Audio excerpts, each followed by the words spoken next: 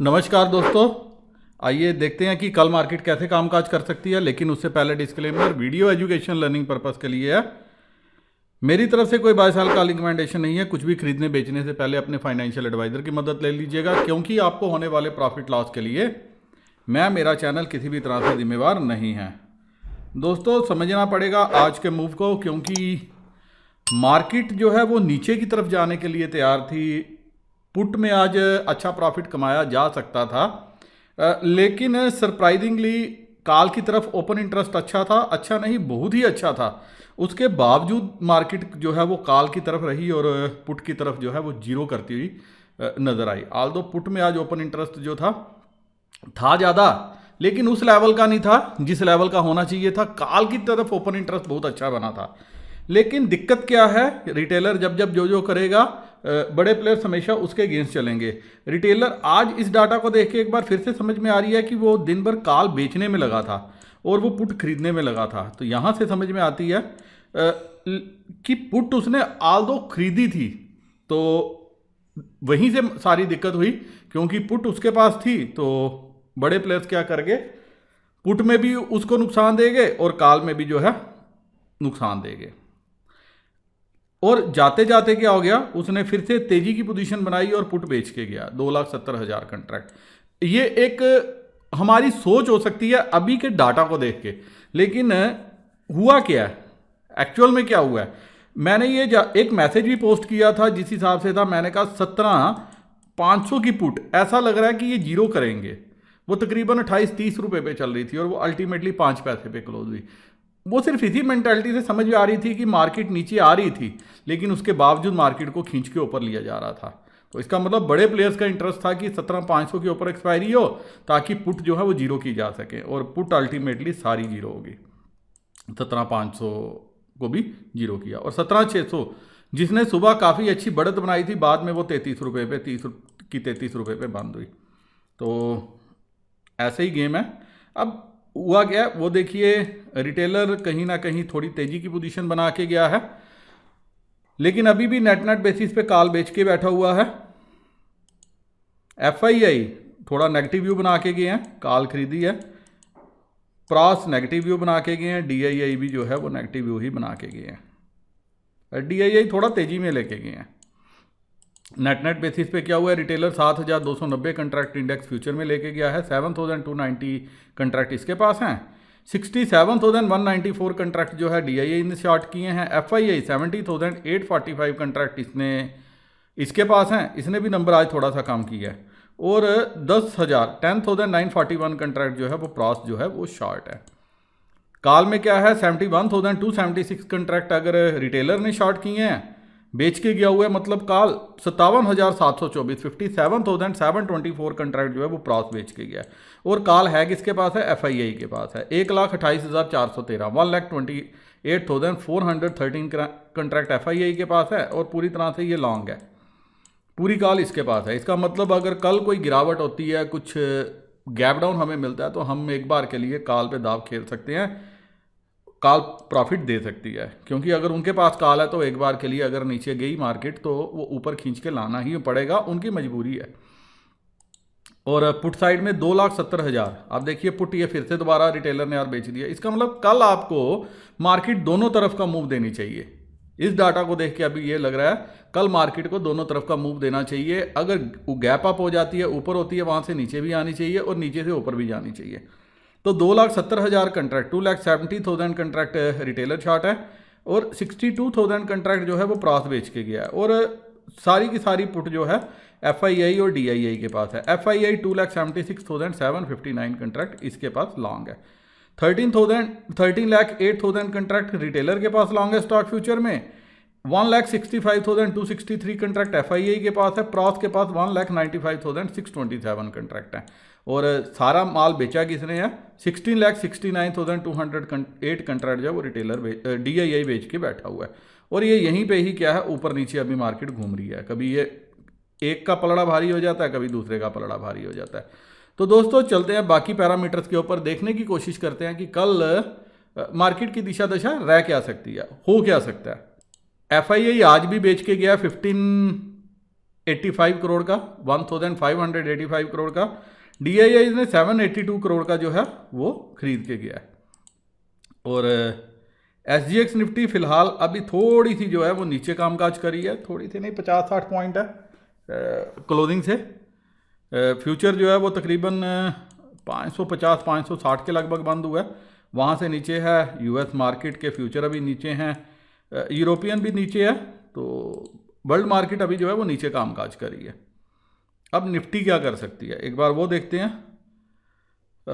एक बार मैं नौ तरीका आपको दिखाना चाहता हूँ, कहाँ से ये लगा। यहाँ पे आप देखिए 96,000 कंट्रैक्ट पुट में है 17,500 पे, और ये पुट जाते जाते बनी है। सामने से 1 लाख से ज़्यादा कंट्रैक्ट 17,500 पे थे। 17,550 पे आप देखिए 1 लाख से ज़्यादा कंट्रैक्ट थे। 17,600 पे 1 लाख से ज़्यादा कंट्रैक्ट थे। 500 अपने आप में रेजिस्टेंस था, और मार्केट को इसके नीचे ऑफकोर्स आना चाहिए था। मार्केट नीचे नहीं आई, इसका मतलब क्या हुआ? इसका मतलब यही हुआ कि बड़े प्लेयर्स चाहते थे पुट जीरो हो, और पुट थी किसके पास? अगर पुट उनके पास होती तो ये जीरो नहीं करते। तो काल में भी कोई बड़ा मुनाफा नहीं है। 17,500 वाली के काल को क्या मिले हैं? मात्र 16 रुपये। तो कल से ये काल भी नीचे है। तो आप देखिए कितनी खूबसूरती से जो है पूरे का पूरा प्रीमियम जो है बड़े प्लेयर्स खा के ले गए। सुबह काल को अच्छा खासा ऊपर लिया गया, काल रिटेलर को ऊपर के रेट पे बेची गई, और उसके बाद वो काल को भी पूरे के पूरे रेट जो है खराब कर दिए गए। और जब मार्केट नीचे जाने लगी, 17,380 का लो जो है वो निफ्टी फ्यूचर ने लगाया, और निफ्टी ने लगाया, और निफ्टी फ्यूचर 60-70 पॉइंट प्रीमियम में आ गए। तो इसका मतलब फुल मैनिपुलेशन चल रही है मार्केट में, जो कल जो है ऐसा उम्मीद है कि कल थोड़ी ठीक होनी चाहिए। तो सीधा 16 तारीख पे चलते हैं, थोड़ा सा समझना जरूरी था। 17,500 पे क्या हुआ है? अब देखिए 17,500 पे 33,000 कंट्रैक्ट पुट में ऐड हुए हैं, 24,000 कंट्रैक्ट जो है वो कॉल में ऐड हुए हैं। और इतनी हिम्मत, इतनी दलेरी जो है हमारे रिटेलर दिखा सकते हैं। और 17,600 पे 15,000 कंट्रैक्ट ऐड हुए हैं, 17,700 पे 10,000 हैं, 17,800 पे 15,000 हैं। ये जो 15,800 वाले, 900 वाले, 700 वाले, ये आप एक बार के लिए मान के चल सकते हो रिटेलर बेच सकता है, सॉरी प्रास बेच सकता है, क्योंकि प्रास थोड़ा सा मार्जिन लेके चलेगा। और रिटेलर क्या, उसको कोई डर नहीं है। जैसे 17,400 पे 4,680 कंट्रैक्ट ऐड हुए हैं, ये आज ही ऐड हुए हैं ना। तो इसका मतलब ये राइटिंग किसने की है? ये राइटिंग हमारे रिटेलर ने की है। ये राइटिंग मैं रिटेलर की मान के चलूंगा। इवन 17,600 की भी राइटिंग मैं रिटेलर की मान के चलूंगा। तो गैप अप हो गई अगर मार्केट, तो एक बार के लिए क्या करेंगे, थोड़ा वेट करेंगे। 600-650 की तरफ अगर मिलती है तो हम पुट ले सकते हैं, मंथली पुट पे काम कर सकते हैं। और अगर गैप डाउन हो जाती है 400 की तरफ, तो एक बार के लिए कॉल बाय कर सकते हैं। डाटा इंपॉर्टेंट है, डाटा अभी कम है, आज एक्सपायरी ख़त्म हुई है। अभी कईयों का गम लगा होगा, कई रिटेलर नए पैसे के जुगाड़ में लगे होंगे, कई अपना देख रहे होंगे कि फंड कितना बचा है, कि कल उसी हिसाब से हम पोजीशन बनाएं। जहां उनको सस्ता लगेगा वहां पे वो जो है पोजीशन बनाने की कोशिश करेंगे। लेकिन कल के लिए जो रेंज है वो 17,350 से लेके 17,600-650 तक, ये रेंज जो है एक रह सकती है। क्योंकि अब काल भी 33,000 कंट्रैक्ट जो है ऐड हुए हैं, ये बड़े प्लेयर्स ही लेके गए हैं। FII के पास काल है, सॉरी पुट है। यहाँ 20,000 17,400 ये भी FII के पास है। पुट तो पूरी की पूरी FII के पास है, सिर्फ रिटेलर ने भी बेची है, प्रास ने भी बेची है। तो मैं ये मान के चल सकता हूँ कि कल दोनों तरफ का आपको मूव देखने को मिल सकता है। अगर गैप डाउन होता है तो आपको क्या करना चाहिए, एक बार के लिए कॉल बाय करके चल सकते हो। इन द मनी 17,400 की कॉल बाय कर सकते हो। अब 17,500 इसी के लेवल के आसपास है। 42,000 कंट्रैक्ट यहाँ पे हैं, 40,000 कंट्रैक्ट यहाँ पे हैं। दोनों तरफ पे बिकवाली रिटेलर की है, तो इसीलिए FII कोशिश करेगा कि कल दोनों तरफ का मूव जो है वो दिया जाए मार्केट को, ताकि वो अपने हिसाब से अपने पोजीशंस को एडजस्ट कर सके और प्रॉफिट ले सके। तो अगर आपको गैप अप मिल जाता है 70, 80, 100 पॉइंट का, तो एक बार के लिए आप पुट बाय करके चल सकते हो 17,600 वाली। और अगर गैप डाउन मिल जाता है तो एक बार के लिए कॉल बाय कर सकते हो 17,400 वाली। और मैं फिलहाल यही करूँगा। और खुलते ही मार्केट में कूदने से अच्छा है पहले 15 मिनट, 20 मिनट, आधा घंटा मार्केट को टाइम दे देना। जैसे मार्केट ने एडजस्ट करना हुआ, नई एक्सपायरी में बड़े जो हमारे रिटेलर्स हैं, जो प्रास हैं, उन्होंने जैसे अपनी पोजीशन बनानी हुई, उनकी पोजीशन बनने देना, डाटा पे नज़र रखना।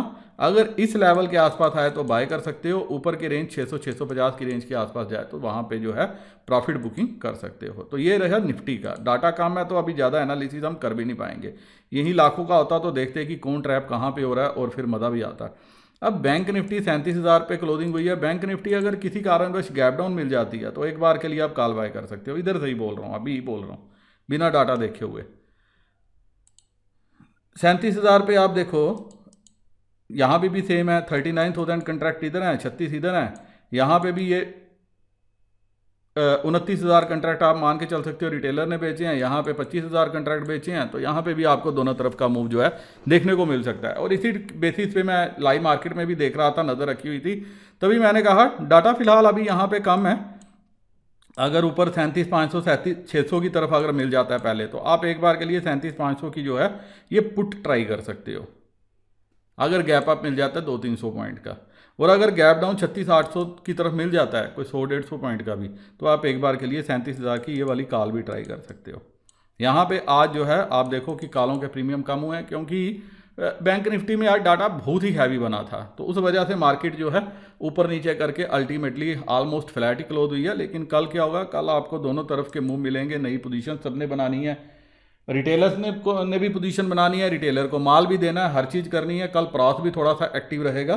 तो आप क्या करना चाहिए, अगर गैप अप मिल जाता है किसी कारणवश, तो पहले 10-15 मिनट वेट करके 37,500 37,600 की तरफ अगर ओपनिंग होती है तो एक बार के लिए आप पुट बाय कर सकते हो। और अगर 37,000 से नीचे 36,900 के आसपास बाय होती है तो आप कॉल बाय कर सकते हो। एक रीज़न और भी है, आज आप देखो बहुत अच्छा मौका था 37,000 के नीचे मार्केट को जाने का, मार्केट नहीं गई। अगर ये आज नहीं गई तो कल, और आपने देखा कि एक बार के लिए 36,900 के आसपास आई और फिर वहीं से ये जो है टर्न अराउंड हो गई।